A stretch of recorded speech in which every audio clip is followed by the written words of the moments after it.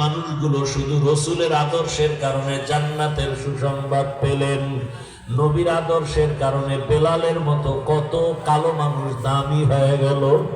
মায়ার নবী মেরাজ থেকে আসিয়া কয় বেলাল করছে, তারপর আমার আল্লাহকে ভুলে নাই। ও যুবক বাবা, শুধু একটা কথা অন্তরকে বুঝাইও যে তোমার মতো জেনারেল লাইনের যুবকেরা যদি গাড়ি চালায়, চাকরি করে, ব্যবসা করে, লেখাপড়া করে, নামাজ পড়ে, মাপ চাও, মনে মনে আল্লাহকে বলো, হে মালিক, এই হাতের দ্বারা কত গুনাহ করেছি, চোখের দ্বারা গুনাহ, জবানের দ্বারা গুনাহ, আমার গুনার খবর আল্লাহ মা জানে না, বাবাই জানে না, কেউ জানে না, আল্লাহ আপনি জানেন। আমার অন্যায়ের খবর আমার আপনজন জানলে কেউ কাছে রাখতো না।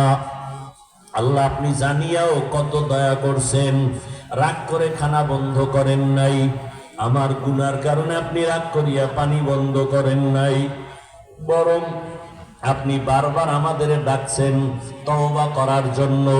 আমরা তওবার দরজায়ও যাই নাই, আলেম ওলামারা ডাকছে তাও শুনি নাই। আজকে থেকে তৈরি হয়েছি মাওলা, আর গুনাহ করব না, আর দাড়ি কাটবো না, নামাজ ছাড়বো না, বেপরদায় চলবো না, মা বাবার সাথে বেয়াদবি করব না, শিক্ষকের সাথে বেয়াদবি করব না, ওলামায়ে কেরামের পরামর্শ নিয়া, নবীর তরিকা মানিয়া, আদর্শ মানিয়া মরণ পর্যন্ত চলবো।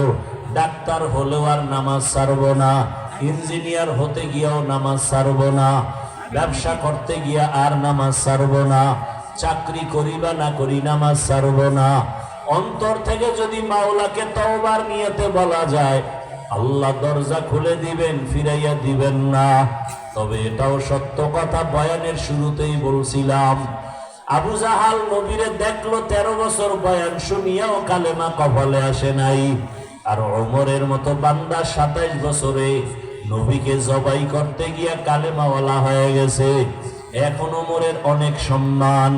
ও আমার যুবক বাবারা, জানি না এখানে কার কপালটা ওমরের মতো কবুল হয়ে যাবে, আর কার কপালটা আবু জাহালের মতো পুড়িয়া যাবে জানি না। আল্লাহর কাছে মাথা নত করে তওবা করো, আর দাড়ি কাটবা না, নামাজ ছাড়বা না, বেপরদায় চলবা না, মা বাবার দোয়া নিয়া, শিক্ষকের দোয়া নিয়া, উলামায়ে কেরামের পরামর্শ নিয়া নবীজির সুন্নাত অনুযায়ী চলবা।